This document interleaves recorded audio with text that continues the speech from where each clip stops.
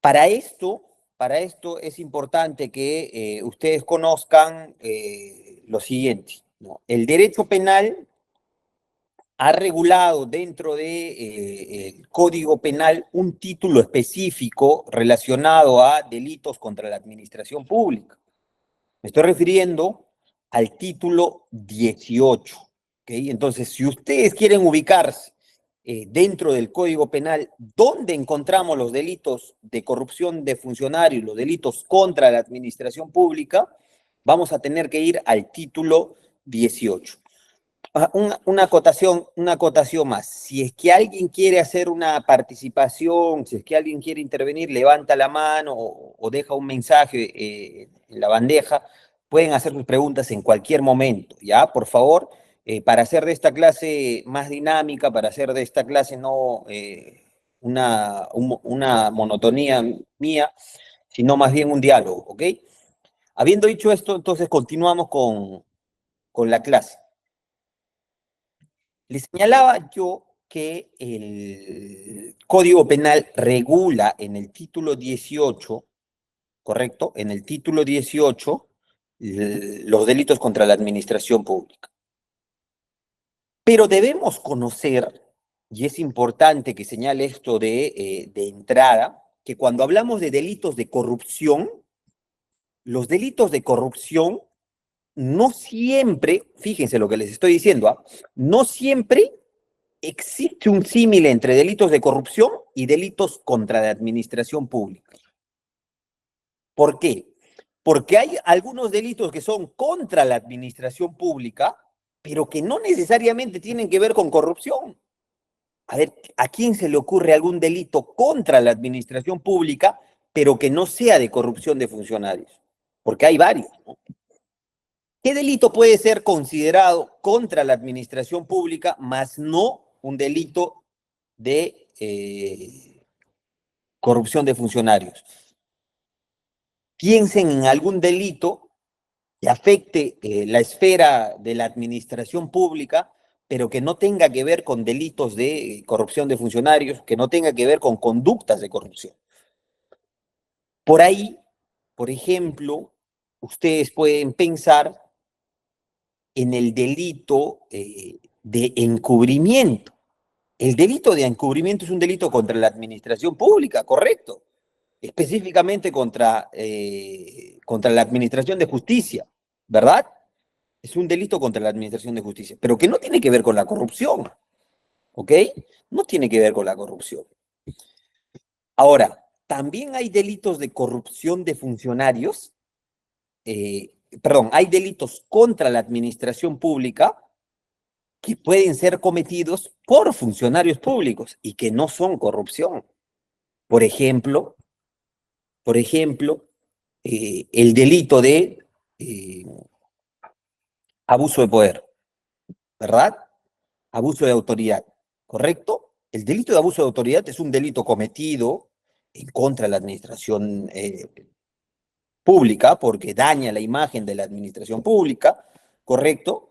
Lo comete un funcionario público, pero cuando hablamos de un delito de abuso de poder, abuso de autoridad, no estamos hablando de ninguna manera de un delito de corrupción, ¿verdad? Entonces hay que empezar diferenciando estos dos conceptos.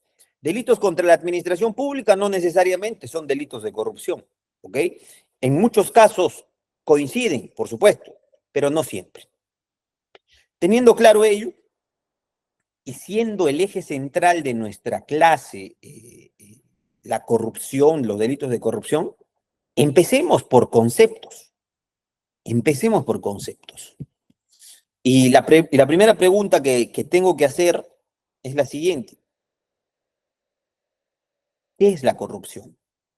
Porque claro, todos en algún momento, las personas que estamos relacionadas con el derecho, nos hemos referido a la corrupción, que la corrupción es mala, que hubo corrupción aquí, en la televisión, en los medios de comunicación, radio, televisión, páginas sociales, vemos que se denuncian actos de corrupción. Pero, ¿qué es la corrupción?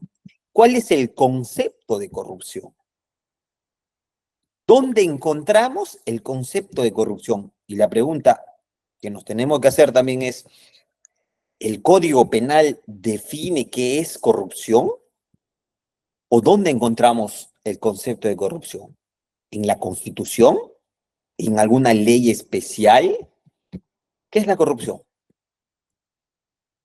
Para este concepto, para definir el concepto de corrupción, yo me voy a basar en lo que ha señalado Transparencia Internacional en un concepto que ellos han tratado de uniformizar, señalando que la corrupción debe ser entendida, ojo, fíjense, la corrupción debe ser entendida, y este es el primer concepto de la clase, como el abuso del poder encomendado para fines privados. Repito, repito, cuando le pregunten a ustedes, luego ya de salir de este diplomado, ustedes han ido a un diplomado de corrupción de funcionarios, entonces la primera pregunta que les puede hacer un ciudadano de a pie es, ¿qué es la corrupción? ¿Verdad? Y la respuesta será la siguiente. Y ustedes van a citar a Transparencia Internacional. Transparencia Internacional define la corrupción de la siguiente forma. Corrupción es abuso del poder encomendado para fines privados. ¿Ok? Ese es el concepto entonces de corrupción. ¿Y por qué en este concepto de corrupción, yo no hablo de funcionarios? ¿Por qué yo no hablo de administración pública? ¿Por qué? ¿Cuál será la razón por la cual eh, yo acojo este concepto y basado en lo que señala Transparencia Internacional, definiendo a la corrupción, repito, como el abuso del poder encomendado para fines privados? ¿Por qué no menciono en el concepto de corrupción al funcionario público? ¿Por qué no menciono en el concepto de corrupción al Estado, al poder estatal? ¿Por qué? ¿Por qué? A ver, quiero que alguien ensaye una respuesta. ¿Por qué cuando hablamos de corrupción, del concepto de corrupción, no se hace mención necesariamente a funcionarios públicos, al poder estatal? ¿Por qué simplemente se dice que es el abuso del poder encomendado para fines privados? ¿Cuál es la razón? ¿Mm?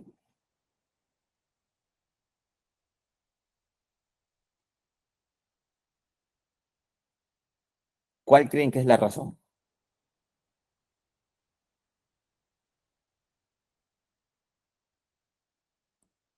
A ver, los leo, los escucho.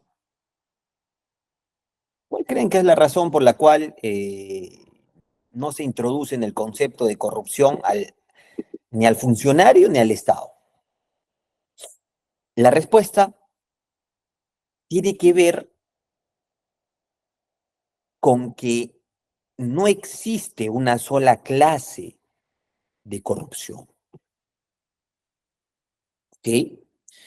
Cuando hablamos de corrupción, seguramente lo primero que se le viene a la mente a las personas que nos acompañan, seguramente y lastimosamente, son congresistas, son alcaldes, gobernadores regionales, últimamente presidentes de la República, pero no necesariamente nos referimos a funcionarios. Y muy bien, gracias. Gisela Quije Muñoz, muy bien.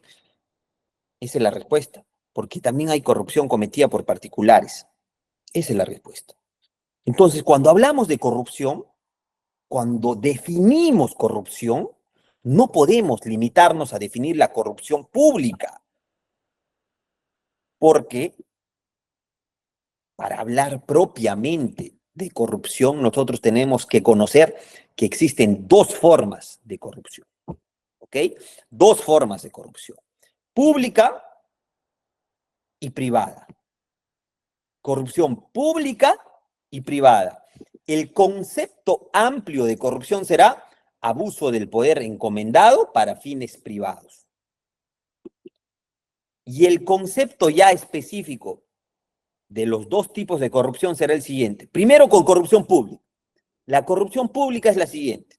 Es el abuso del poder público encomendado a un funcionario para fines privados. Corrupción pública. Repito, abuso del poder público encomendado a un funcionario para fines privados. Esa es la corrupción pública. Y la corrupción privada, por su parte, tiene un concepto más específico, más desarrollado. Y para esto, déjenme citar a Carbajo en una obra del año 2012, Abuso de Poder, en la página 287, él define la corrupción privada de la siguiente manera. Dice, será toda desviación fraudulenta o abusiva de potestades de control y decisión en la empresa privada que generan conflicto de intereses dentro del sector privado y que de forma directa o indirecta puede afectar también el interés general. A ver, tenemos una mano levantada.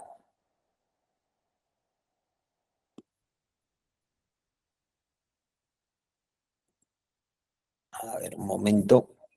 Ok, si es que alguien quiere intervenir, puede levantar la mano, no hay ningún problema. Ya.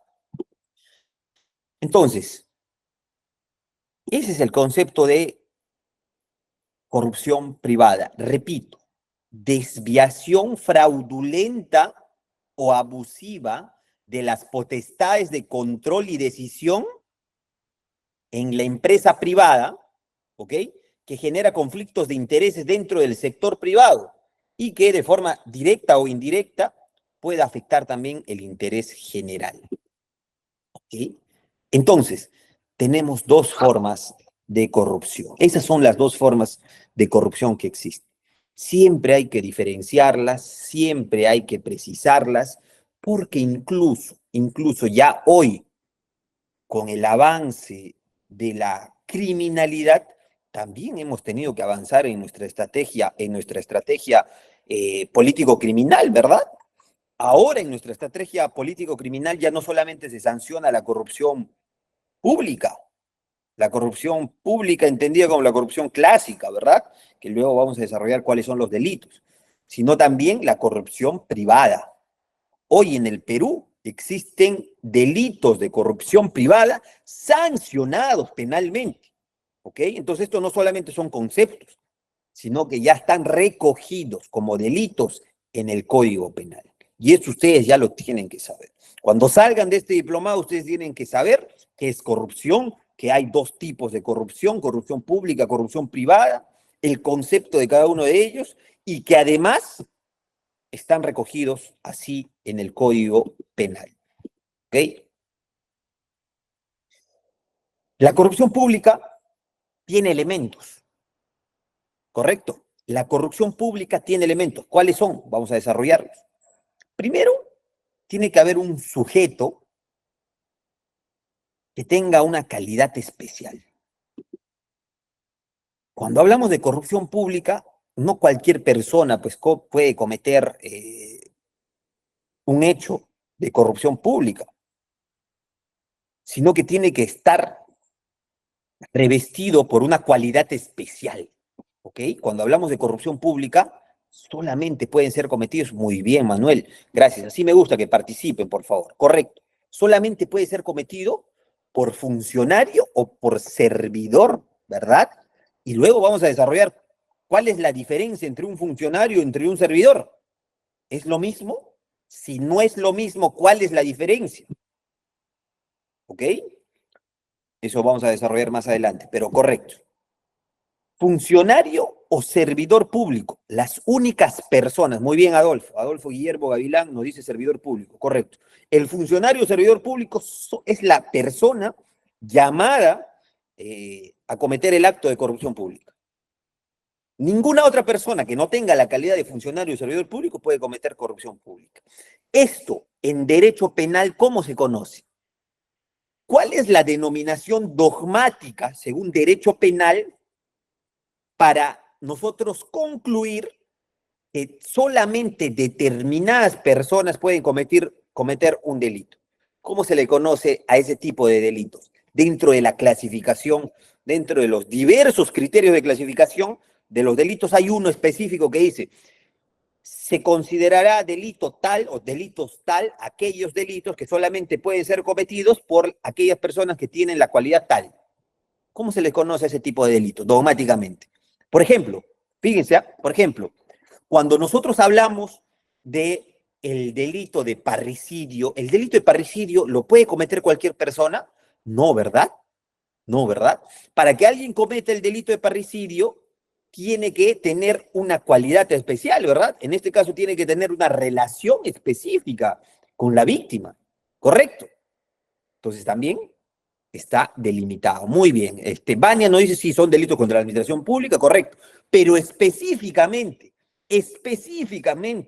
se conoce como delitos especiales. Muy bien, Jocelyn. Muy bien, Junior. Delitos especiales. Gisela Quije, nos hablas de infracción de deber funcional.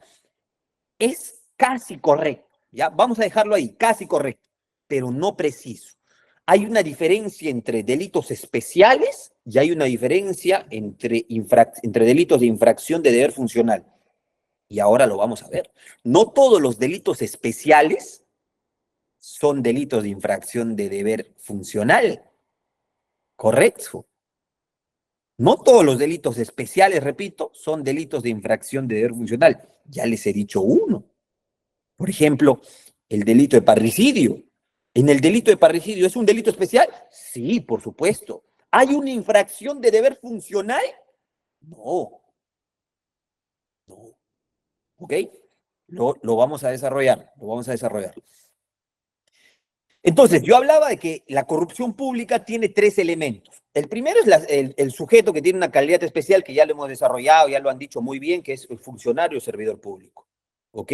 El segundo elemento para identificar la corrupción pública es que este sujeto, que tiene la calidad especial, tiene que actuar abusando del ejercicio de su función pública. ¿Ok? Ese tiene que ser el actuar, esa tiene que ser la conducta, el abuso del ejercicio de la función pública.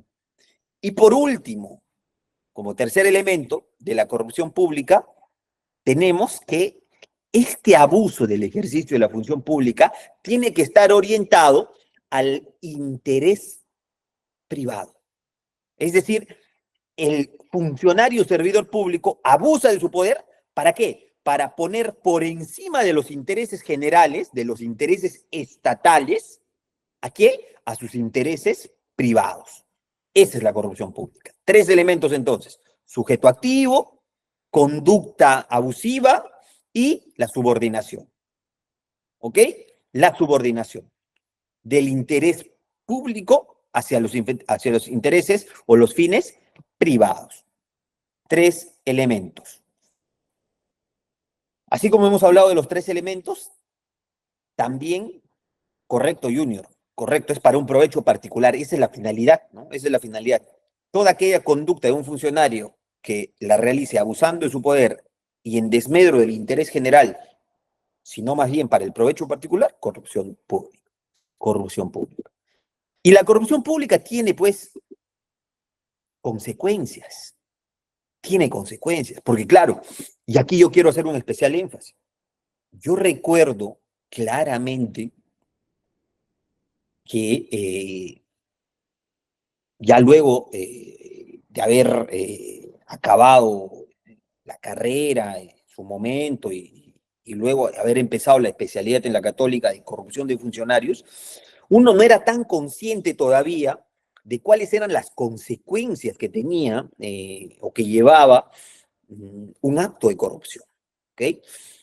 Y esto se veía reflejado con mayor razón en las calles, ¿no? Porque, a ver, yo estoy seguro que todos aquí, o casi todos aquí, hemos escuchado una frase clásica, clásica, ¿ah? Que sobre todo aplicaba para alcaldes, gobernadores regionales, antes conocidos como presidentes regionales, ¿verdad? Roba, pero hace obras, ¿verdad? Todos hemos escuchado tristemente célebre frase, roba pero hace obras. Es decir, no me importa que me robe, no me importa que cobre su coima, su diezmo, con tal que haga obras, todo bien, ¿no? Todo normal, ¿no? ¿Verdad? Todos hemos escuchado eso. Y a todos también nos han contado, o hemos escuchado, hemos leído alguna vez en el periódico, ahora con las redes sociales, los medios digitales, los famosos diezmos, ¿verdad? Los famosos diezmos. Los famosos diezmos son aquellos en los que el funcionario público es el encargado de otorgar la buena pro, es decir, de dar por ganador a una empresa para que construya, por ejemplo, un colegio, para que construya, por ejemplo, eh, un hospital, y claro, no hace que gane el que merece ganar, no hace que gane el que cumple con las bases de concurso, sino el que le dé el diezmo. El diezmo es el 10% de la valorización total de la obra. Si la obra está valorizada, por ejemplo, en 1 millón, ok, 100.000 para el alcalde, y tú vas a tener tu obra. Claro, y mucha gente no era consciente de cuál era el impacto, ¿no? ¿Cuál es el verdadero impacto de esa conducta? ¿No? Adolfo nos dice, no sé si en broma o tal vez tiene un dato específico ahí, ¿no? Ya no es el 10%, dice, ahora es el 15%. Imagínense, ¿no? Entonces, la conducta esta de darle la obra a una empresa que no tiene la capacidad, ¿ok? Que no tiene la capacidad, no tiene las aptitudes, los requisitos para construir, para llevar a cabo la obra pública, y simplemente se la da por, repito, porque estamos ante un hecho de corrupción, porque estamos ante un hecho de coima de por medio. Muchas personas no interiorizaban cuál era la afectación de esa conducta, porque decían, bueno, pues finalmente se construyó, finalmente tenemos el colegio, finalmente tenemos el hospital. Claro, pero hay que preguntarnos, ¿qué colegio? ¿No? ¿Cuánto tiempo te va a durar ese colegio? ¿Dónde se van a atender tus familiares en ese hospital? ¿Ese hospital está bien construido? ¿Está bien equipado? ¿Tiene la logística que estaba pensada al inicio del proyecto? Y ahí viene el tema. Las consecuencias de la corrupción pública en el sector económico primero son la disminución del presupuesto público. Porque claro, una obra que estaba valorizada en 800.000 soles, para que reciba el diezmo, lo elevan a 1 millón. Está disminuyendo el presupuesto público. Y todo ese dinero, no es que ese dinero sale de la nada, ¿no? Ese dinero sale de los impuestos que pagamos todos los ciudadanos, ¿verdad? Cuando vas, todos pagamos, ¿eh? Todos. Cuando vas a comprar a una tienda, ¿te cobran IGB o no? Impuesto General a la Venta. Esa galleta por la cual tú has pagado 80 céntimos, en verdad no cuesta 80 céntimos. Su precio real es 50 céntimos. Y los 30 céntimos son IGB, que va para el Estado.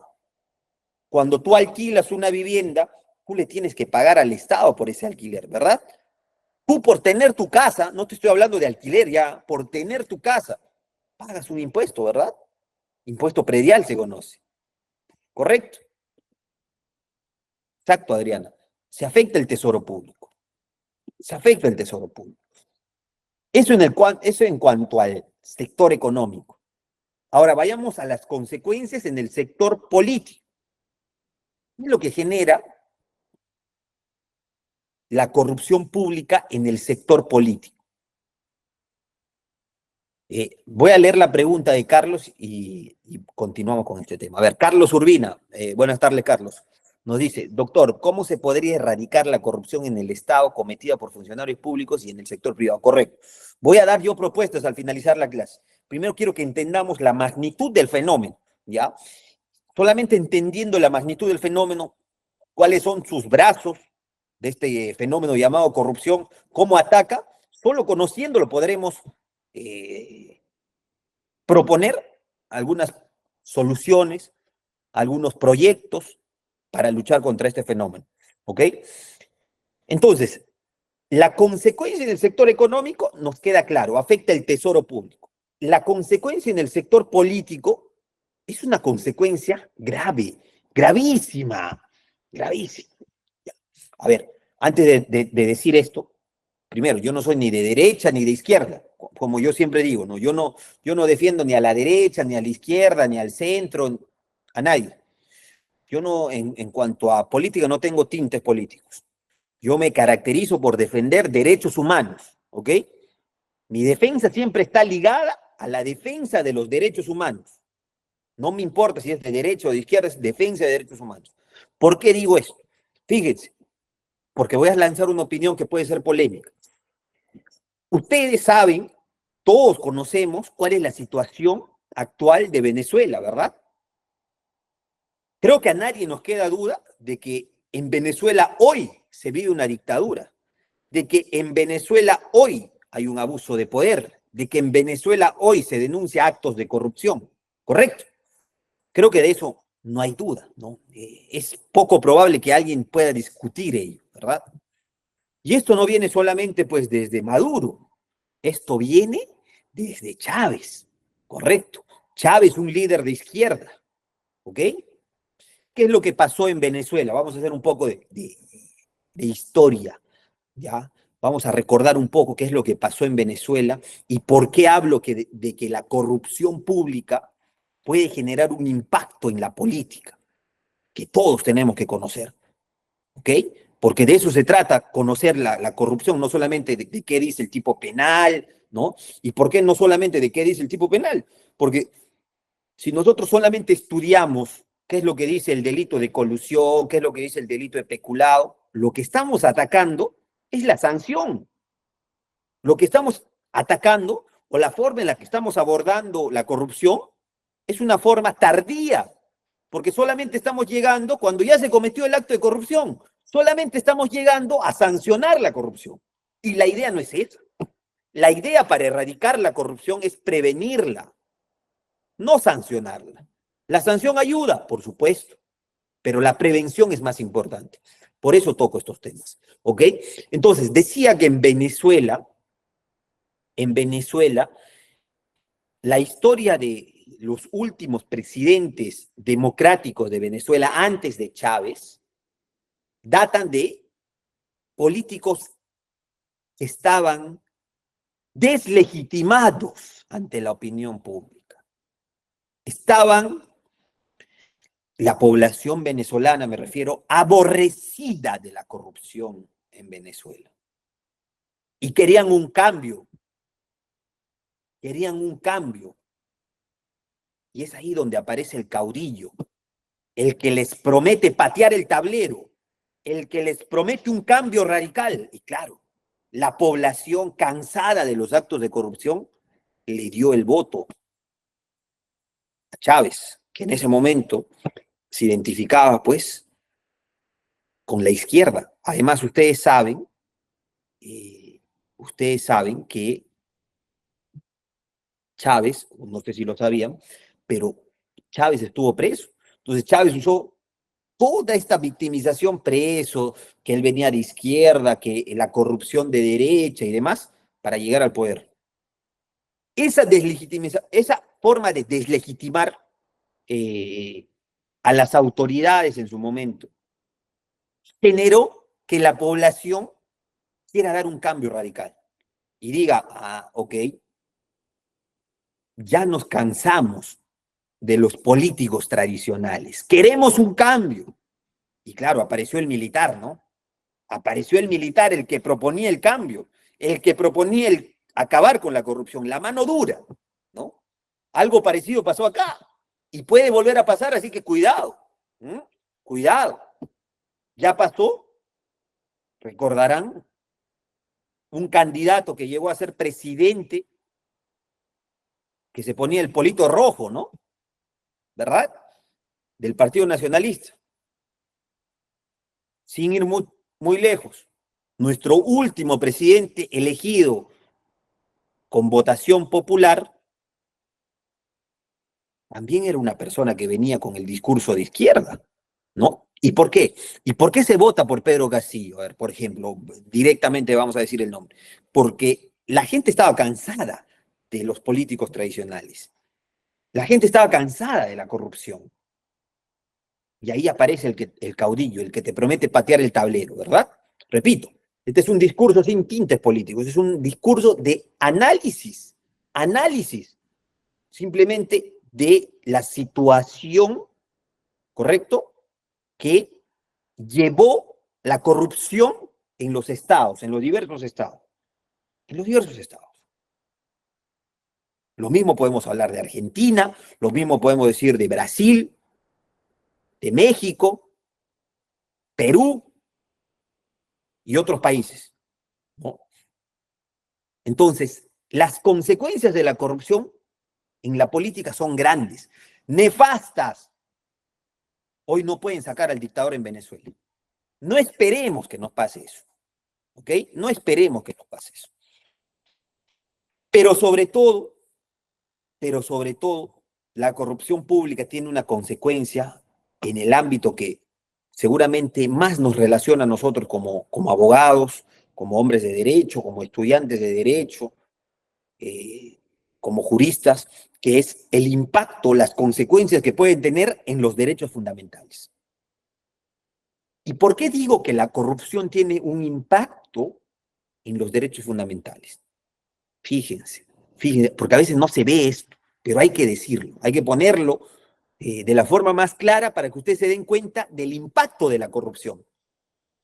Para que cuando venga un policía y te pare y no tienes tu breve, tú prefieras pagar tu multa en vez de darle los 20 soles al policía.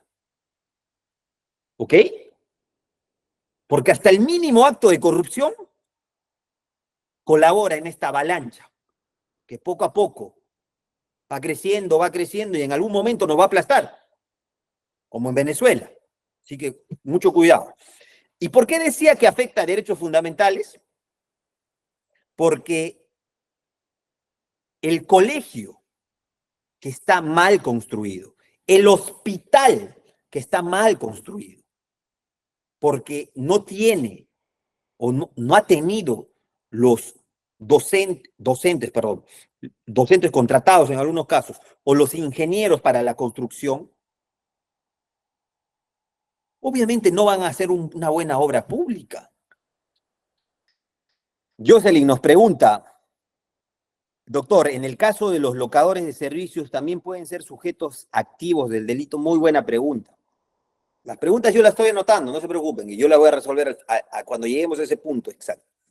Porque voy a hablar del tema dogmático, más allá de la crítica que estamos haciendo ahora, del análisis general que estamos hablando, vamos a hablar del tema dogmático, que es un tema fundamental. ¿Quiénes pueden ser sujetos activos de los delitos de corrupción de funcionarios? Claro, fácil es decir funcionario, servidor público. La pregunta es quiénes entran en esa categoría. Como por ejemplo, la pregunta que se hace aquí, ¿los locadores de servicio entran en la categoría de funcionario o servidor público? Porque esa tiene que ser la pregunta, ¿verdad?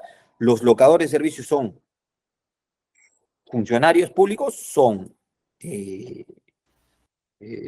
servidores públicos? Vamos a desarrollar ese tema, no te preocupes. Jesús, ahora sí te escuchamos. ¿Me escucha, doctor? Correcto. Doctor, me parecen muy buenas sus apreciaciones en cuanto a lo que es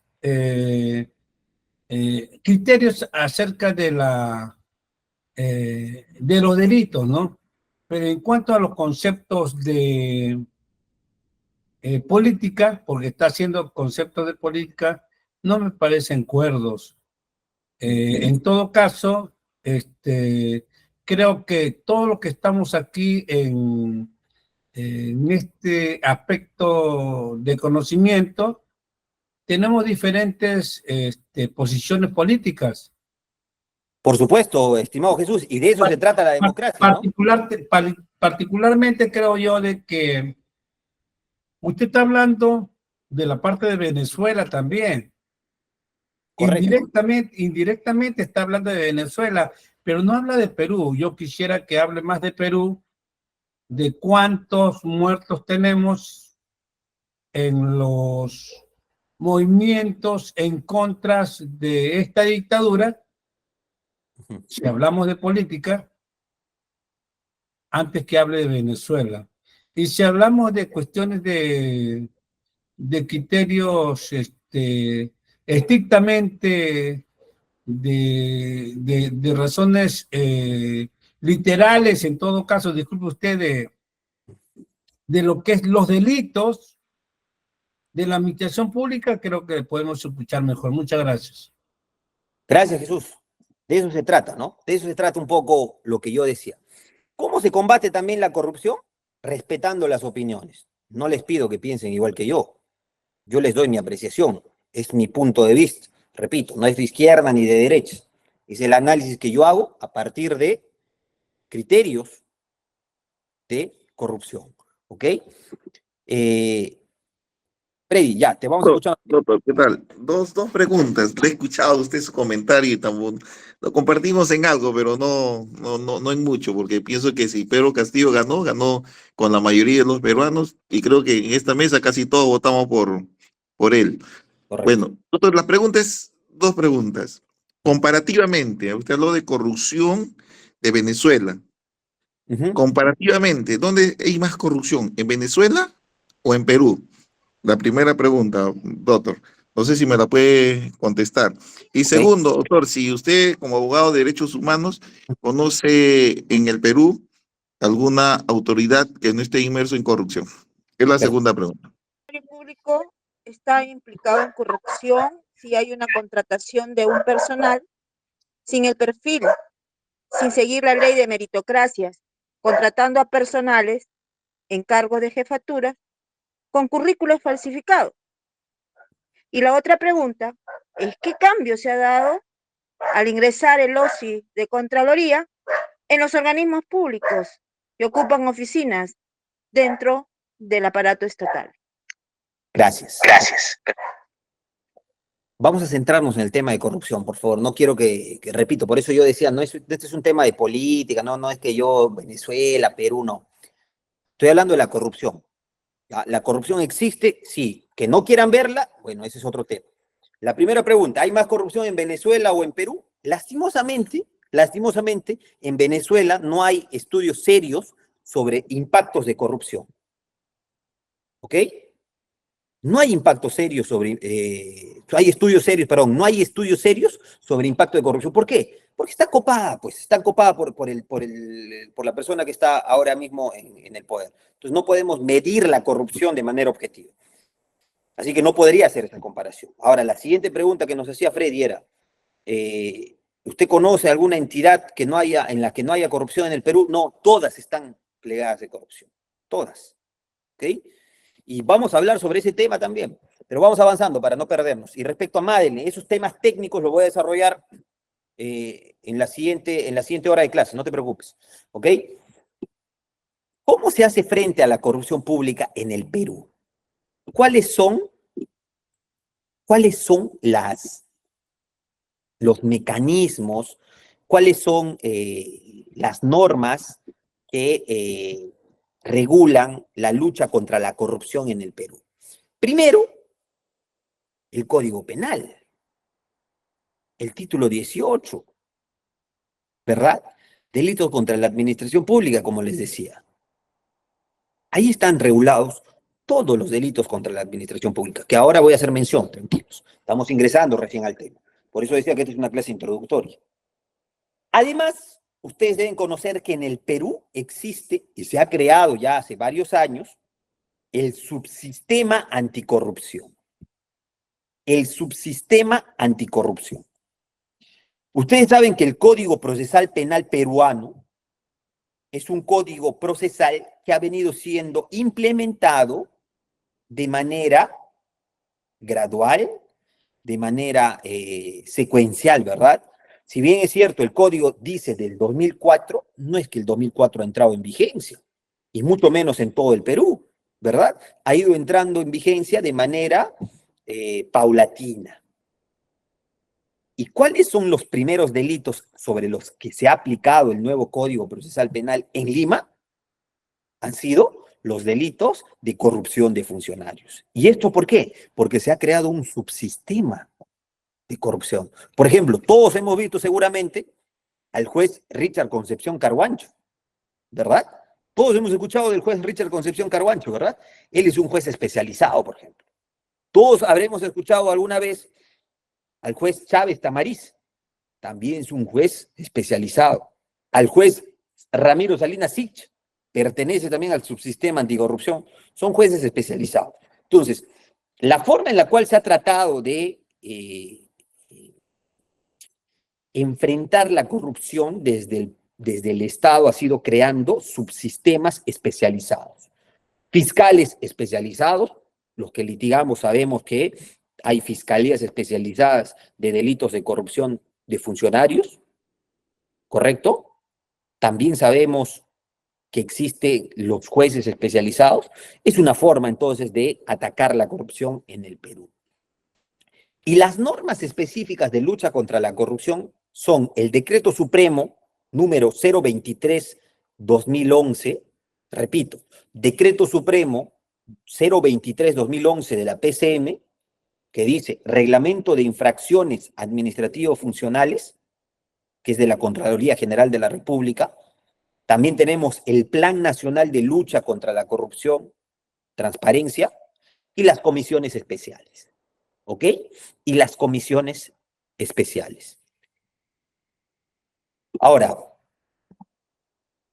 la pregunta ¿es suficiente? ¿Estas normas es suficiente? ¿Mm? ¿Es suficiente? Claramente no, ¿verdad? Hemos atacado de manera seria la corrupción. ¿Ustedes creen que en el Perú existe una lucha seria contra la corrupción? Voy a mencionar ejemplos.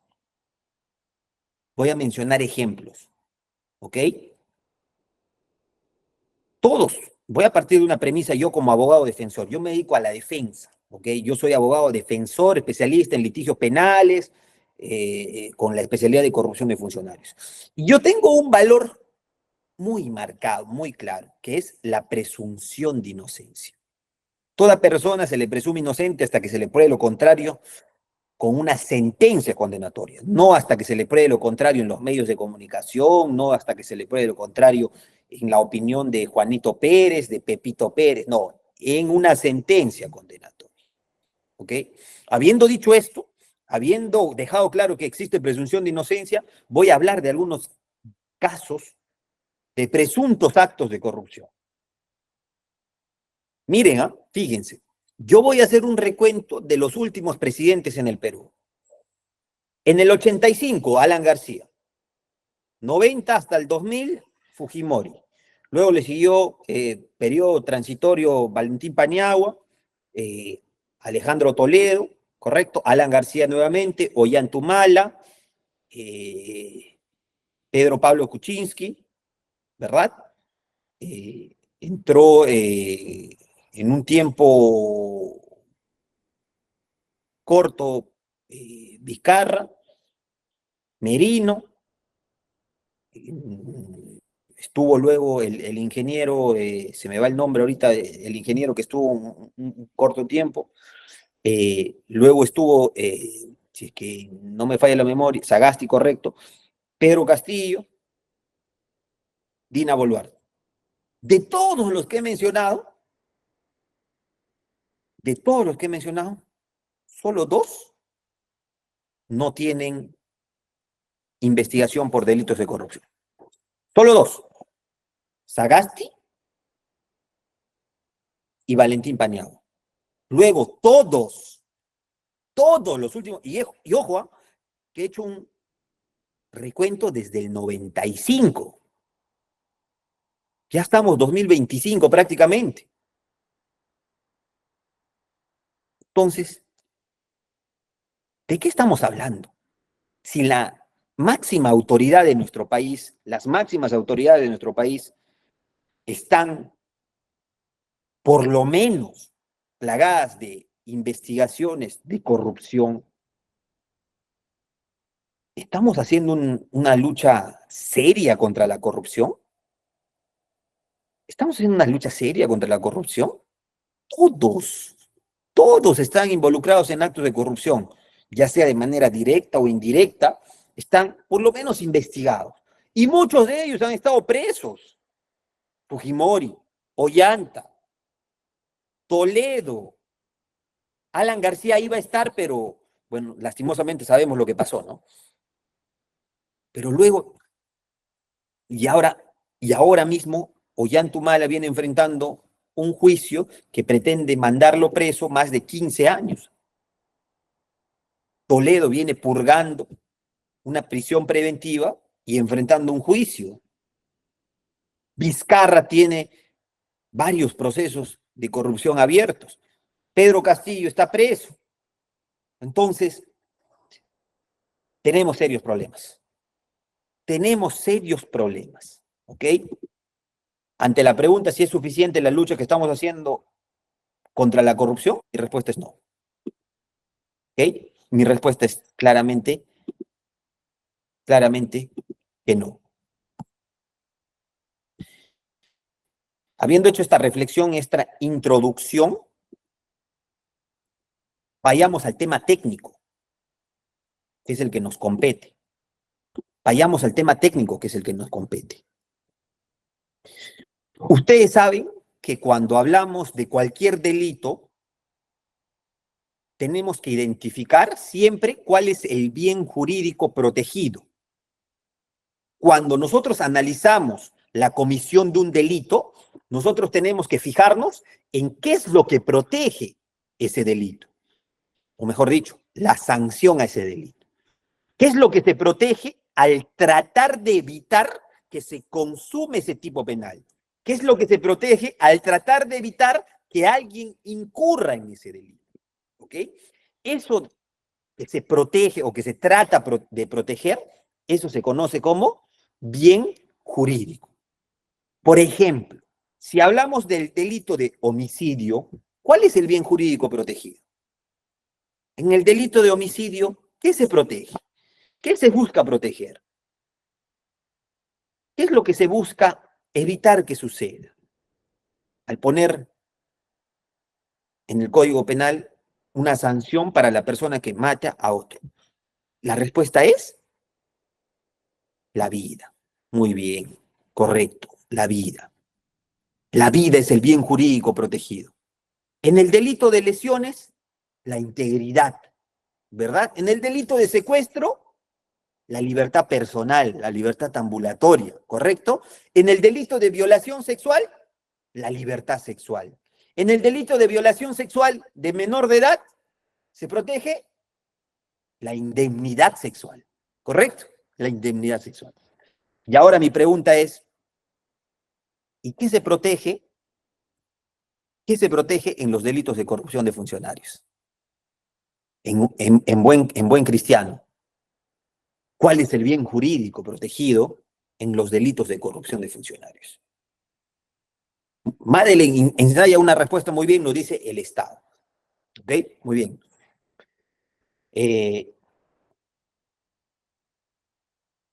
Correcto. El correcto funcionamiento nos dice Alexander Soto. Jocelyn Maciel nos dice el buen uso de los recursos públicos. Carlos Urbina nos dice el Estado. Jorge Wilgen nos dice la correcta administración del Estado. Socorro Delgado nos dice el correcto funcionamiento de la administración pública. Exacto. Correcto. Les agradezco sus respuestas. Y a mí me gusta hacer que de mi clase sea polémica, ¿no? Porque eso me da cuenta de que me están escuchando y no solamente me están escuchando, me están entendiendo y están polemizando. Y de eso se trata una clase. Si no, qué aburrido, ¿no? Si es que todos coincidimos en todo, qué aburrido, ¿no? De eso se trata, no se preocupe. Siempre y cuando sea con respeto, yo encantado de leerlos y de escucharlos. Antes de decir qué es o cuál es el bien jurídico protegido en los delitos contra la administración pública, lo primero que tenemos que definir es qué es un bien jurídico. ¿Qué es un bien jurídico? Porque claro, tenemos la mala costumbre de cuando nos preguntan, ¿qué es un país? Cuando nos preguntan qué es un país o cuando nos preguntan cualquier cosa, la respuesta que dice el común de los estudiantes es, por ejemplo, Perú. No, nadie te está preguntando un ejemplo. Te están preguntando el concepto, no el ejemplo. El ejemplo viene después del concepto. Entonces, el concepto de bien jurídico es el siguiente. Y para esto, yo me voy a basar en el concepto de que da un reconocido penalista que seguramente todos hemos leído, alemán, Klaus Roxin, para definir al bien jurídico. Él define al bien jurídico como las realidades o fines que son necesarios para una vida social libre, segura, que garantice los derechos humanos y fundamentales del individuo, o para el funcionamiento del sistema estatal erigido para la consecución de tal fin. Voy a repetir. Según Klaus Roxin, un bien jurídico puede ser definido como aquellas realidades o fines que son necesarios para una vida social libre y segura que garantice los derechos humanos y fundamentales del individuo, o para el funcionamiento del sistema estatal erigido. ¿Ok? Ese es el concepto de bien jurídico. Ese es el concepto de bien jurídico, según Klaus Roxin. En términos simples, bien jurídico es todo aquello esencial, básico, sin lo cual no se puede realizar una vida en sociedad. El bien jurídico es, repito, todo aquello básico, esencial, sin lo cual no se puede realizar una vida en sociedad. Por ejemplo, si no protegemos la vida, ¿ustedes creen que se puede realizar una vida, se puede realizar, voy a redundar, se puede realizar una vida en sociedad? No, ¿verdad? Porque si no hay vida, no puede realizar ni vida en sociedad ni sin sociedad. Correcto. Lo mismo, si no se protege la integridad y dejamos que las personas acudan a la autotutela, es decir, a la protección propia de sus bienes jurídicos, y si es que a alguien le roban, por ejemplo, la otra persona va y lo golpea para recuperar su bien, ¿eso nos va a permitir llevar una vida en sociedad? No, ¿verdad? Es por eso que se tiene que proteger. ¿Ok? Ese es el bien jurídico, entonces. Ese es el bien jurídico. Ahora, ¿para qué es importante el bien jurídico? Porque ustedes dirán, claro, eso del bien jurídico es algo más dogmático, más teórico, pero no sirve de mucho. No, se confunde. El bien jurídico tiene una doble función, ¿ok? El bien jurídico tiene una doble función. Una primera función limitativa y una segunda función interpretativa. Repito, la importancia del bien jurídico es que le vamos a asignar dos funciones. Una primera función limitativa y una segunda función interpretativa. La función limitativa está dirigida al poder legislativo, a los congresistas, a los que crean normas. Seguramente que también de manera excepcional al Poder Ejecutivo, ¿no? Cuando le dan la habilitación para que cree normas, pero en principio al Congreso, en principio al Poder Legislativo. ¿Ok? ¿Y por qué digo que tiene una función limitativa y está dirigido a ellos? Porque claro, yo ya les he dicho que bien jurídico es todo aquello esencial que nos permita vivir en sociedad. Entonces, para crear un delito, tú me tienes que decir cuál es el bien jurídico protegido, ¿verdad? Porque claro, tú no puedes crear cualquier delito o no puedes criminalizar cualquier conducta si es que previamente no me dices qué es lo que estás protegiendo. Si es que previamente no me dices cuál es el bien jurídico protegido, ¿correcto? Para poner un ejemplo, hace ya varios años, hace ya varias décadas, existía un delito, aunque ustedes no lo crean, en el Perú, que se llamaba delito de vagancia. El que era vago era sancionado penalmente. Claro, luego evolucionó el derecho penal y se empezaron a cuestionar, ¿pero qué estamos protegiendo? ¿Qué estamos protegiendo al sancionar el delito de vagancia? ¿Cuál es la protección que se está dando? ¿Mm? ¿Cuál es la protección que se está dando para esos delitos? O sea, ¿qué es lo que busca el legislador proteger? No había nada, nada relevante. ¿A quién le afecta? ¿A quién le afecta que exista un vago o no existe un vago en la sociedad? ¿Que existan vagos en la sociedad no permiten la vida en sociedad? No, ¿verdad? No. Entonces, cumplía una función limitativa. Cumple una función limitativa, perdón. El legislador no puede crear algún delito que no tenga un bien jurídico protegido. ¿Ok? Siempre tiene que haber una justificación. Primera función. Y la segunda función es una función interpretativa, que esta sí ya está más dirigida, ligada a los estudiantes de derecho, los abogados, fiscales, jueces, al ámbito jurisdiccional. ¿Por qué interpretativa? Porque, fíjense, depende del bien jurídico que nosotros identifiquemos, ¿ok? Depende del bien jurídico que identifiquemos, nosotros vamos a poder señalar cómo debe interpretarse el tipo penal, cómo debe aplicarse el tipo penal. Yo les voy a poner un ejemplo de un delito de corrupción sin tratar de adelantarme todavía a lo que vamos a desarrollar, pero para que ustedes se hagan una idea. Fíjense, voy a contar un ejemplo, ¿ya? Para esto me voy a basar en el delito de colusión, ¿ya? En el delito de colusión, que es un delito contra la administración pública, que seguro la van a desarrollar en las siguientes clases de este excelente diplomado, pero yo voy a dar un pequeño adelanto, ¿ok? El delito de colusión, en simple, lo que sanciona es lo siguiente, que el funcionario público, léase alcalde, léase gobernador regional, se ponga de acuerdo con un particular, con el empresario, se ponga de acuerdo, o sea, hay dos personas, ¿verdad? Se ponen de acuerdo, ¿para qué? Para defraudar al Estado. Se coluden, efectivamente, ¿no? Hay un concierto colusorio, una puesta de acuerdo. ¿Se ponen de acuerdo para qué? Porque llaman, oiga, Juanito, tú que eres mi amigo, ven, estamos lanzando una obra. Ah, ok, estamos lanzando una obra. Ven, mira, yo voy a hacer las bases para evitar levantar sospechas. Pero no te preocupes, que yo en las bases del Estado, en las bases de contratación, perdón, voy a poner tu perfil, ¿no? Más bien dime tú cuánto de capital tienes para poner ese capital.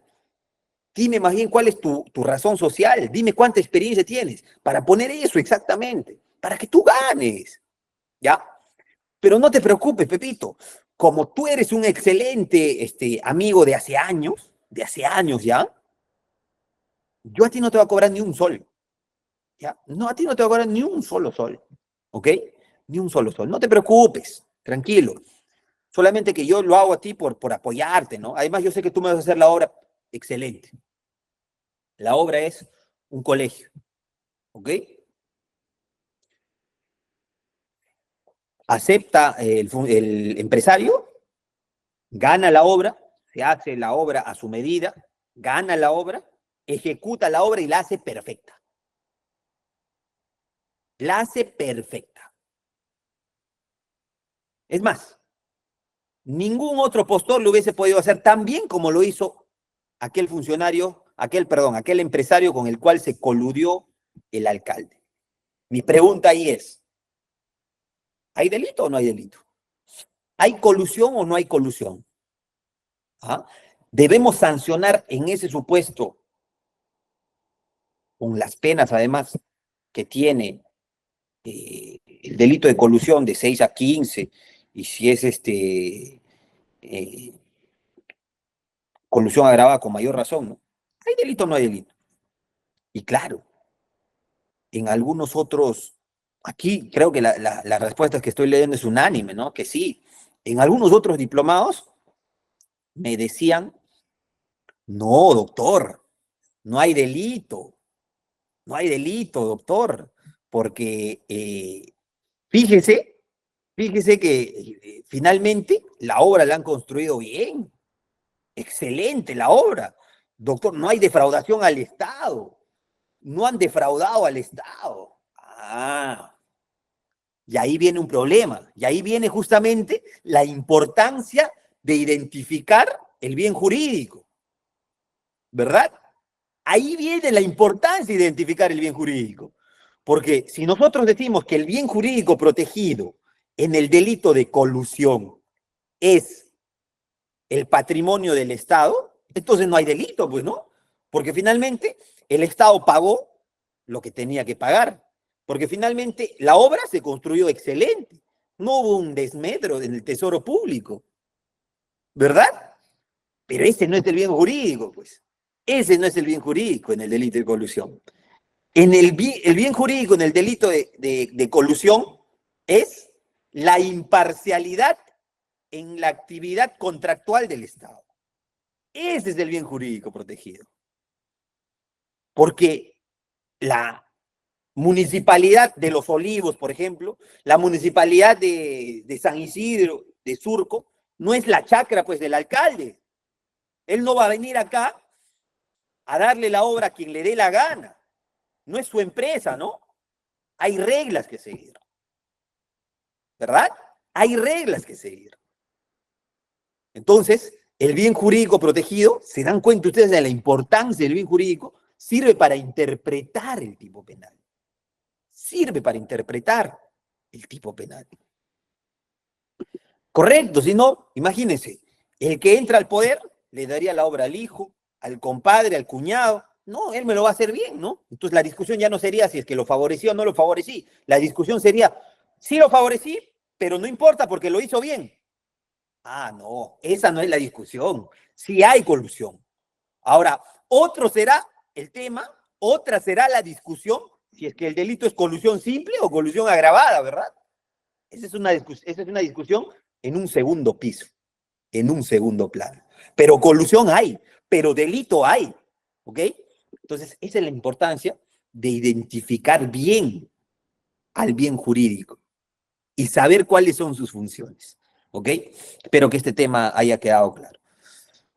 Ahora, fíjense, yo siempre a mis alumnos les digo que, porque ellos empiezan a preguntar, ¿no? Ok, doctor, nos queda claro el tema de cuáles son las dos funciones del bien jurídico, ¿no? ¿Cuál es el concepto de bien jurídico? Y también la función limitativa para los congresistas, para que no creen cualquier delito, y la función interpretativa para todos aquellos que analizamos una conducta, ¿verdad? Ok, pero ahora la pregunta es, doctor, ¿y cómo identificamos un bien jurídico? O mejor dicho, ¿cómo elegimos un bien jurídico? Es decir, ¿de dónde sacamos los bienes jurídicos para crear delitos? ¿De dónde? ¿Dónde hay un listado de bienes jurídicos? ¿De dónde sacamos la elección del bien jurídico? Para esto hay dos tesis, ¿ok? Una primera tesis sociológica y una segunda tesis constitucional, ¿ok? Primera tesis constitucional y la segunda tesis sociológica. Vamos primero con la tesis constitucional. Hay muchos autores que defienden que los bienes jurídicos deben ser extraídos, identificados de la Constitución Política del Perú.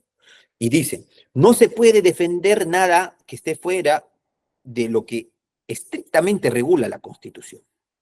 Sobre eso, dos apuntes. Primero, obviamente no puedes defender algo inconstitucional, menos prohibiéndolo o penándolo con un delito. Está claro. Pero una cosa es decir eso y otra cosa muy diferente es que tú tienes que sacar el bien jurídico de alguna parte de la Constitución específicamente. No necesariamente. Y ahí vamos a la tesis sociológica, que es la que yo comparto, que es la tesis mixta, la que yo comparto. La tesis sociológica te dice que los bienes jurídicos se identifican no de la Constitución necesariamente. Tienen que estar dentro del marco constitucional, sí, pero no es que tienes que ir necesariamente a la Constitución para sacar el bien jurídico, sino que lo tienes que sacar, repito, desde la tesis sociológica de lo que identifiques en la sociedad, de los problemas que veas en la sociedad. ¿Por qué? Porque nosotros no podemos perdernos, no podemos perder la vista en las normas simplemente. ¿A qué me refiero? A que el derecho penal y todo derecho en general, toda norma, tiene que estar al servicio de nosotros, al servicio de la sociedad, y no al contrario, como muchos juristas se pierden con su dogmática y piensan que lo que está escrito, piensan que está escrito en piedra y no se puede modificar. Eso no es así. No es que nosotros tenemos que estar al servicio de la norma, no. La norma tiene que ir adecuándose, obviamente respetando los procesos de cambio y demás, pero las normas tienen que ir adecuándose a las necesidades sociales. Un ejemplo, ¿ah? Para que no piensen que estamos hablando solamente en abstracto, vamos aterrizando conceptos. Hace unos 10 años, hace unos 15 años, 20 años, ¿existían los delitos de cibercrimen? No, ¿verdad? Recién se han creado las fiscalías especializadas de cibercrimen, de ciberdelincuencia. ¿Y por qué? ¿Porque eso está en la Constitución? ¿Porque esos delitos los han sacado de la Constitución? No, la han sacado de la sociedad. Como la sociedad ha evolucionado tanto en tecnología, así como avanza la tecnología, avanza la delincuencia, ¿no? Y avanza el fraude informático, avanza la defraudación, muchos bancos incluidos en estos, BBVA, BCP, que hemos tenido como clientes, que hacen un fraude informático y los desfalcan. Entonces, ¿de dónde hemos sacado esos bienes jurídicos de esos delitos de cibercrimen? ¿De la Constitución? No, lo hemos sacado de la sociedad, de las necesidades sociales. Por eso es que la tesis sociológica tiene que estar presente. Claro, eso no quiere decir que salgan del marco constitucional, están dentro del marco constitucional, pero no la sacamos de la Constitución propiamente. ¿Ok? Perfecto. Entonces, teniendo claro esos temas y cómo se identifican bienes jurídicos y demás, ahora sí, díganme, ¿cuál es el bien jurídico protegido en los delitos contra la administración pública? ¿Qué es lo que se protege? ¿Y qué es lo que está justificado, verdad? Porque se supone que tiene que estar justificado en protección de delitos contra la administración pública. Cuando el legislador ha creado los delitos de corrupción de funcionarios, ¿qué es lo que ha querido proteger? Cuando les hagan esa pregunta, ustedes tienen que decir lo siguiente, ¿ya? Porque ustedes tienen que responder de manera técnica, pues. Por algo están llevando este diplomado. Ustedes van a decir lo siguiente. Cuando hablamos de delitos contra la administración pública, hay dos bienes jurídicos protegidos. ¿Ok? Un primer bien jurídico genérico, o también conocido como mediato, ¿ya? Repito, un primer bien jurídico genérico, o conocido como mediato, que es el correcto funcionamiento de la administración pública. Ese es un bien jurídico genérico que protege a todos los delitos contra la administración pública. El correcto funcionamiento de la administración pública. Bien jurídico genérico. Pero claro, si ustedes van al Código Penal, ustedes no van a identificar ningún delito que se llame delito contra la administración pública. No existe un delito que se llame delito contra la administración pública.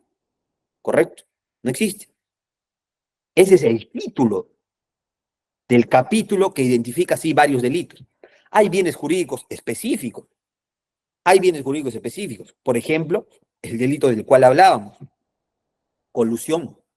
Entonces, si yo les pregunto, ¿cuál es el bien jurídico protegido en el delito de colusión? Ustedes dirán, primero, el bien jurídico genérico, como es un delito contra la administración pública, será el correcto funcionamiento de la administración pública. Pero además, hay un bien jurídico específico en el delito de colusión. Y en ese bien jurídico específico está la imparcialidad en la actividad contractual. ¿Okay? Ese es el bien jurídico específico. Entonces, cuando a ustedes les pregunten sobre bien jurídico protegido de algún delito de corrupción de funcionarios, ustedes tienen que decir los dos. Bien jurídico genérico, que nunca cambia, correcto funcionamiento de la administración pública, y bien jurídico específico, que va a depender de cada delito. Por ejemplo, como muy bien señala Gisela Quige, En el delito de peculado se protege el principio de no lesividad del patrimonio público estatal, ¿correcto? O, en términos simples, el patrimonio estatal. Pero te dan cuenta cómo varía el bien jurídico específico, no así el bien jurídico genérico, ¿ok? ¿De dónde nosotros sacamos el concepto de que se protege como bien jurídico protegido, como bien jurídico genérico, perdón, el correcto funcionamiento de la administración pública? Para esto, la base constitucional, y ustedes lo pueden revisar, es el artículo 39 y el artículo 44 de la Constitución Política del Perú. Repito, artículo 39 y artículo 44 de la Constitución Política del Perú. Esa es la base constitucional. En base a ello, nosotros podemos decir que el correcto funcionamiento de la administración pública es el bien jurídico genérico, mediato, que se protege en este tipo de delitos.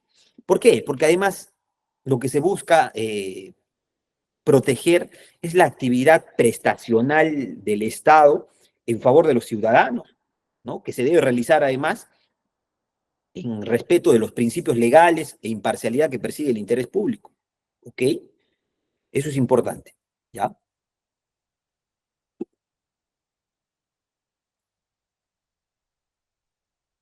Ahora, quiero introducir un tema también polémico, ¿ya? Que seguramente lo van a desarrollar, repito, esta es una primera clase introductoria, seguramente lo van a desarrollar en las siguientes clases. ¿Cómo diferenciamos el derecho penal del derecho administrativo sancionador en caso de funcionarios públicos, ¿no? Porque ustedes habrán visto muchos casos en los cuales al funcionario público le abren un proceso penal, pero también le abren un procedimiento administrativo sancionador. A mí me ha tocado defender muchos funcionarios en los cuales tienen una doble imputación, en un proceso penal y en un proceso administrativo sancionador, o en un procedimiento administrativo disciplinario, el PAS o el PAT, ¿verdad? Y ahí la pregunta que surge es, ¿dónde queda el principio nebis in idem? ¿Dónde queda el principio nebis in idem material procesal? Sí recuerdan el principio nebis in idem, ¿verdad? La triple identidad. No se puede, cuando existe triple identidad, mismo sujeto, mismo hecho y mismo fundamento, no se puede procesar dos veces a la misma persona. Así sea un procedimiento administrativo, así sea un procedimiento disciplinario. ¿Verdad? Claro. La forma en la cual se escabullen este tipo de imputaciones es señalando, no es el mismo fundamento. Pero muchas veces sí. Solo que tratan de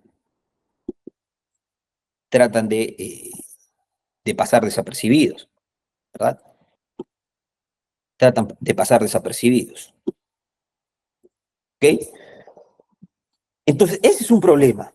Y lo que ustedes también tienen que aprender a identificar es cómo diferenciamos un verdadero caso de nebis in idem de uno que aparentemente nada más es nebis in idem. Y eso lo tienen que saber. Ya, seguramente lo van a ver en las siguientes clases también. ¿Ya?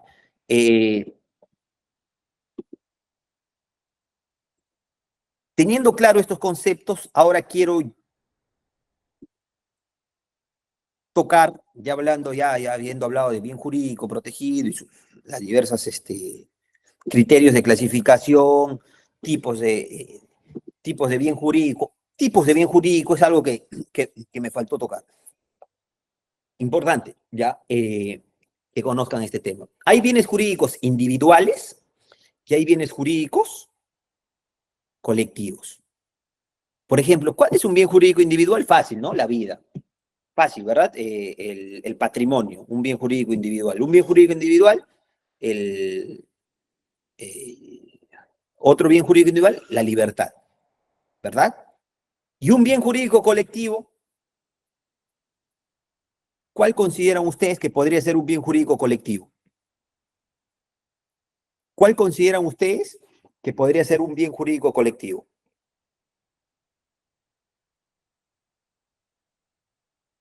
Cuando hablamos nosotros de, muy bien, la tranquilidad pública, correcto, la salud pública, correcto, ¿y en qué tipos de delitos identificamos normalmente estos bienes jurídicos colectivos? Por ejemplo, cuando hablamos nosotros de bienes jurídicos referidos a delitos ambientales, son bienes jurídicos colectivos, ¿verdad? El medio ambiente,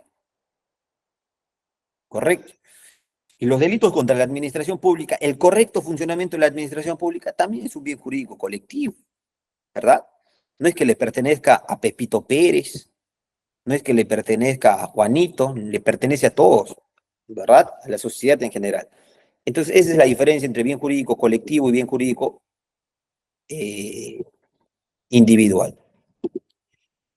Ahora, vamos entrando a algunas preguntas que nos han hecho. Vamos entrando a algunas preguntas que nos han hecho, pero a partir de conceptos. Los delitos contra la administración pública deben ser entendidos como delitos funcionariales. ¿Por qué? Porque los propios tipos penales empiezan con la siguiente narración. Por ejemplo, cohecho, el delito de cohecho dice, el funcionario o servidor público que acepte o reciba donativo, promesa, ¿verdad? Peculado, el funcionario o servidor público que se apropia o utilice en cualquier forma para sí o para otro caudales o efectos cuya percepción o administración o custodia le estén confiados en razón de su cargo, ¿verdad? Empieza siempre el tipo penal con funcionario o servidor público. Entonces, es algo de lo que ya habíamos adelantado, ¿no? Los delitos contra la administración pública son delitos especiales. ¿Por qué? Porque se exige una cualidad especial al sujeto activo, que en este caso es que sea funcionario o servidor público. Que sea funcionario o servidor público. Ahora, el tema viene en ¿quién es funcionario público? ¿Quién es servidor público? Primera pregunta que les hago. El Código Penal regula en alguna parte algún concepto de funcionario público. El Código Penal define en alguna parte del código, se señala quién es funcionario público. Jonathan Guaripaucar, muy bien. Excelente, excelente, Jonathan. Excelente participación, porque esa es la respuesta. El Código Penal no dice un concepto, solamente enuncia a algunas personas que pueden ser consideradas como funcionarios o servidores públicos. Fíjense lo que dice, voy a dar lectura rápida al 425, que dice lo siguiente. Se consideran funcionarios o servidores públicos y abre una lista, ¿no? Primero, dice, los que están comprendidos en la carrera administrativa. Segundo, los que desempeñan cargos políticos o de confianza, incluso si emanan de elección popular. Tercero, todo aquel que independientemente del régimen laboral en que se encuentre, mantiene vínculo laboral o contractual de cualquier naturaleza. Ahí está la respuesta que nos hacían a una pregunta, ¿no? El servidor. A ver, voy a volver a esa pregunta para ir respondiéndola. Si me la pueden volver a poner, también sería excelente. Nos preguntaban sobre el tercero, creo, me parece. A ver, estoy buscando la pregunta. Ya, si me la vuelven a poner sería excelente, por favor, ¿ya? Pero bueno, todo aquel que independientemente del régimen laboral en que se encuentre mantiene vínculo laboral o de cualquier naturaleza con entidades u organismos del Estado y que en virtud de ello ejerce funciones en dichas entidades u organismos. Y les voy a hacer una pregunta también, a ver qué es lo que piensan. Todos sabemos aquí qué es el CECIGRA, y seguramente muchos han hecho el CECIGRA, ¿verdad? Que son las prácticas preprofesionales que se hacen en el Estado, ¿verdad? puede ser Fiscalía, puede ser en el Poder Judicial, en el Ministerio de Justicia, en cualquier entidad del Estado. Mi pregunta es, ¿el cesigrista puede ser considerado funcionario o servidor público a efectos penales? Claro, porque a efectos administrativos obviamente no, ¿no? Pero a efectos penales, el servidor de facto es otra cosa, estimado Jonathan. Caso Nayen Heredia, ahí estamos hablando de funcionario de facto, pero que esa es otra cosa, ¿no? Yo estoy hablando simplemente de si per se, puede ser considerado funcionario o servidor público, el cesigrista. A ver, les dejo esa pregunta. La misma pregunta les dejo, pero esta vez respecto a los bomberos. A los bomberos. ¿Ok? Dice, todo aquel, también, perdón, son considerados funcionarios o servidores públicos los administradores y depositarios de caudales embargados o depositados por autoridad competente, aunque pertenezcan a particulares. 5, los miembros de las Fuerzas Armadas y Policía Nacional. 6, los demás indicados por la Constitución Política y la ley. No nos dice mucho tampoco, ¿no? No nos dice mucho tampoco. El artículo 93 de la Constitución, perdón, antes de hablar de ese artículo,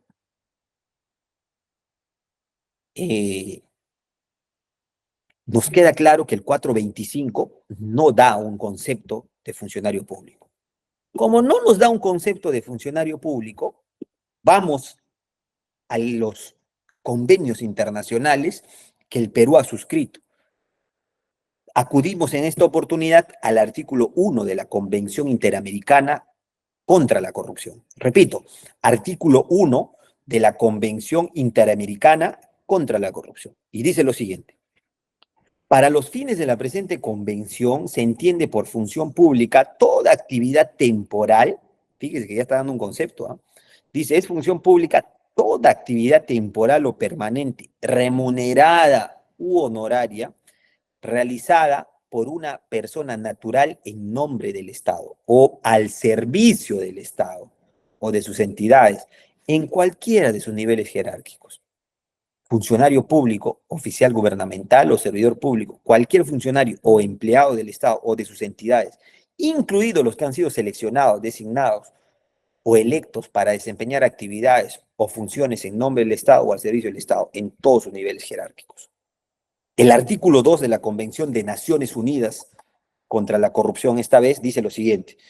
A los efectos de la presente convención, por funcionario público se entenderá toda persona que ocupe un cargo legislativo, ejecutivo, administrativo o judicial de un Estado parte, ya sea designado o elegido, permanente o temporal, remunerado u honorario, sea cual sea la antigüedad de esa persona en el cargo. Toda persona que desempeñe una función pública, incluso para un organismo público o una empresa pública o que preste un servicio público, según se define en el derecho interno del Estado parte y se aplique en la esfera pertinente del ordenamiento jurídico. ¿Qué más dice?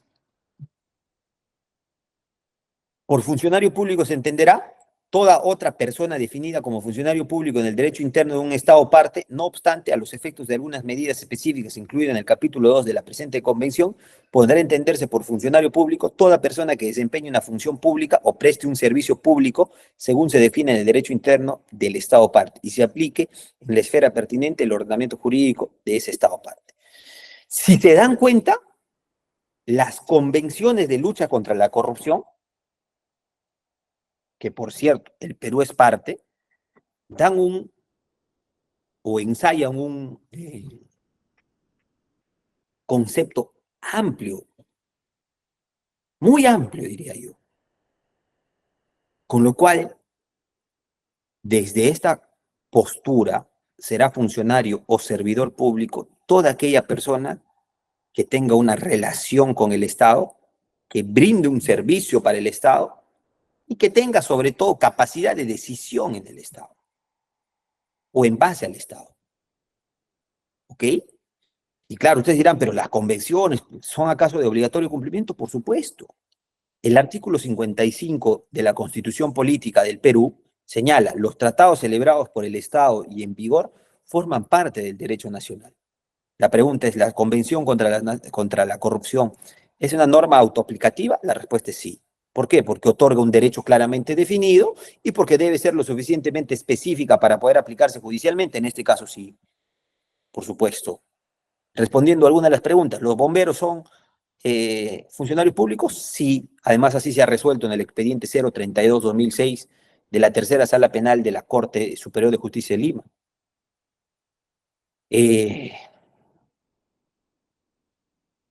Hay una empresa que le brindaba un servicio al Estado que también han sido considerados funcionarios públicos, la empresa municipal de mercados EMSA. ¿Y se ha dicho que son funcionarios públicos? Sí. A pesar que era una empresa del Estado de derecho privado, igual han dicho sí son funcionarios públicos. Casación 634-2015. Ante este tema, ok, la pregunta es si el cesigrista es un funcionario público o no. Ya habiendo dado el concepto, ¿ustedes qué creen?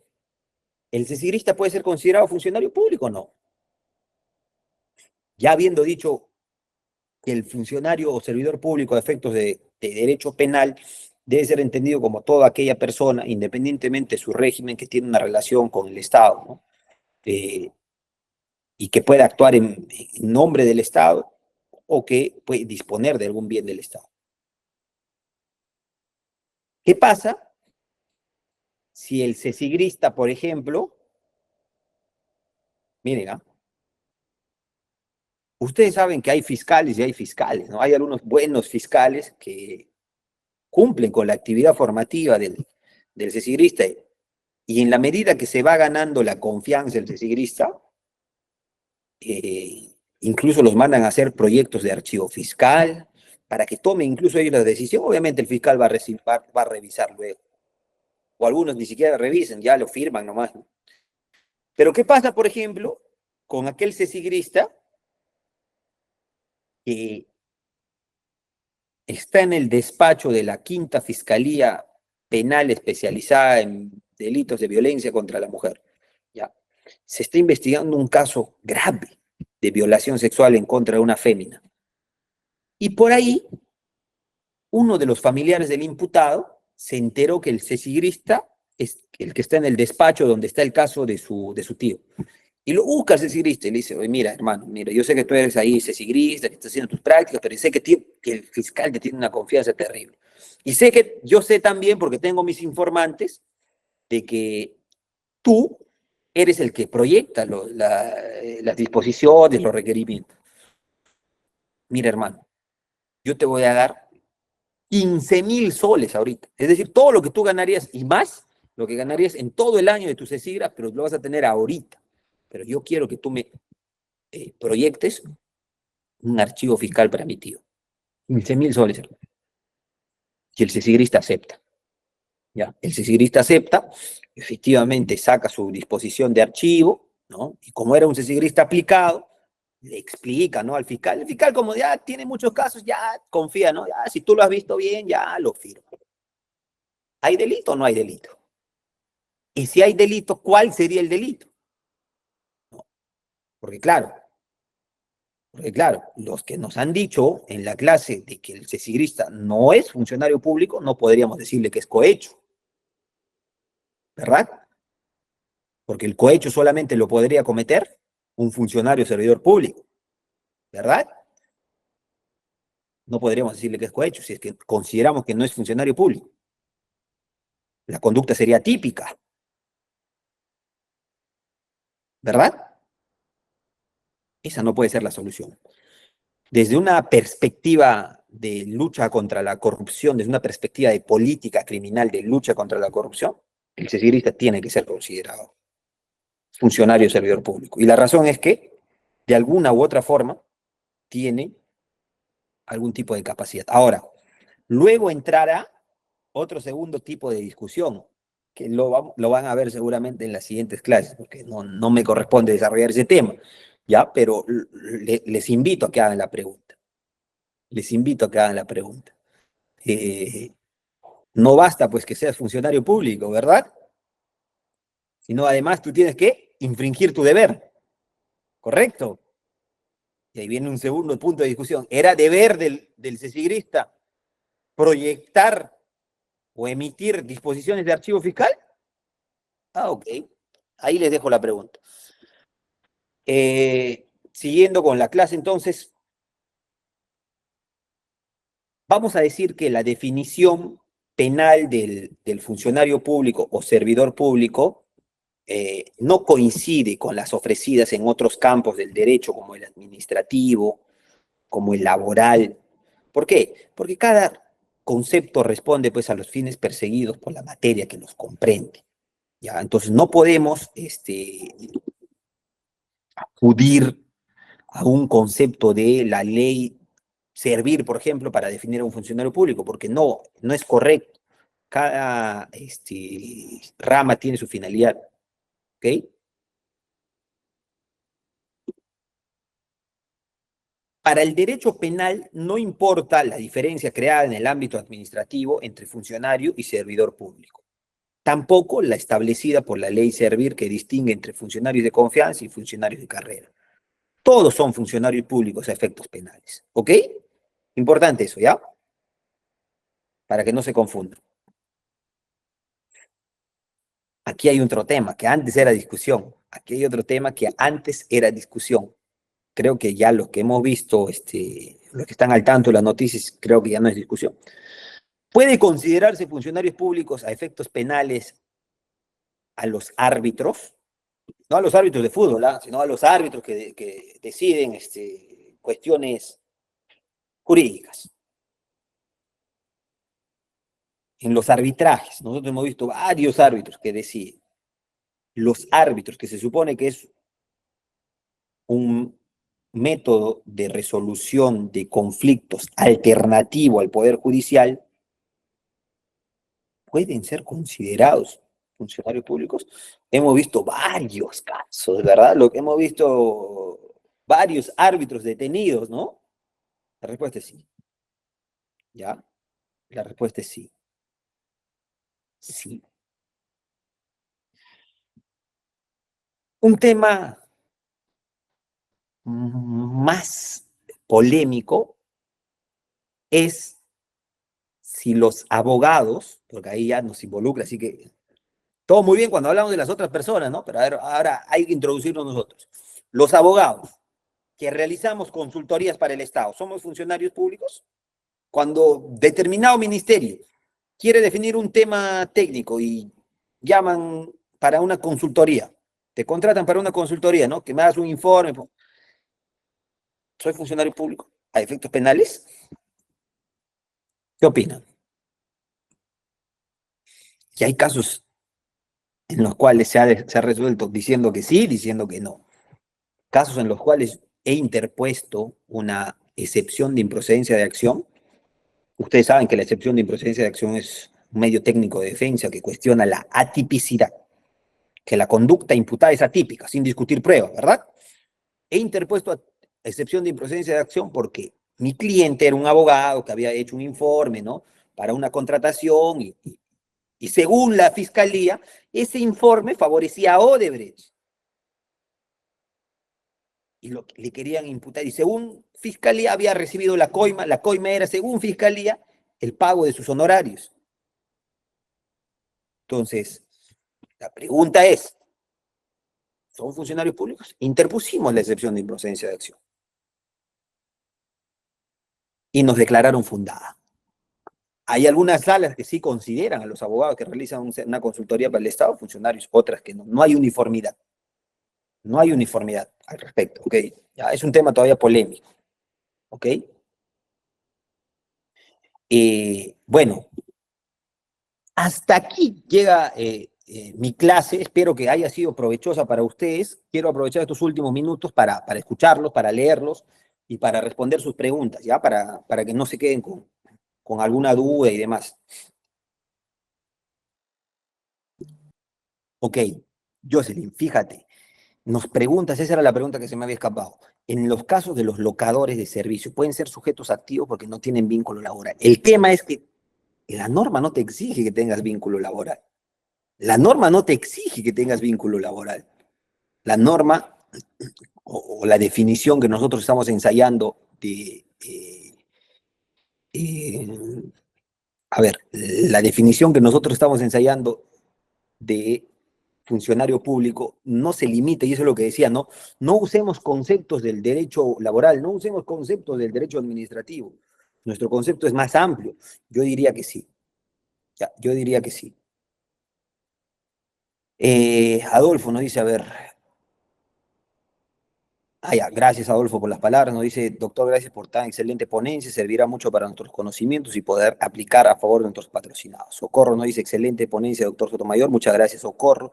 Wendy Stephanie Peña, muy bonita ponencia, muchas gracias. Gracias Alcalde, nuestra decana y directiva, gracias Socorro. Excelente ponencia, doctor Sotomayor, muchas gracias. ¿Cómo se podría erradicar la corrupción en el Estado cometida por los funcionarios públicos y en el sector privado? Correcto. Mira, es una pregunta que no tiene obviamente una sola respuesta. Desde mi perspectiva hay varios frentes en los cuales uno tiene que atacar la corrupción. Una que es a largo plazo, pero que seguramente va a ser la más efectiva. A largo plazo, pero la más efectiva. Me estoy refiriendo a la educación que se tiene que dar a las nuevas generaciones. Si nosotros seguimos con la generación, o con la cultura del criollismo, del que el que paga no le ponen la sanción, al que paga no le ponen la multa, tenemos un grave problema. Tenemos un grave problema. En la educación, en los valores que uno tiene que ir inculcando desde casa a sus hijos, sus sobrinos, primos y demás, está el cambio. Es una forma de afrontar o de confrontar la corrupción. Pero esa es una salida a largo plazo. Si ustedes me piden una salida a mediano y corto plazo, yo establecería lo siguiente: deberes de fiscalización. Es decir, ¿cuál es un foco de corrupción? Un foco de corrupción es aquellos en los que a un funcionario público se le da discrecionalidad, pero además se le da ausencia, o no se le da, para ser precisos, no se le da un deber, un deber de verificación, de ser verificado. Es decir, nadie lo controla. Ausencia de control más discrecionalidad, foco de corrupción.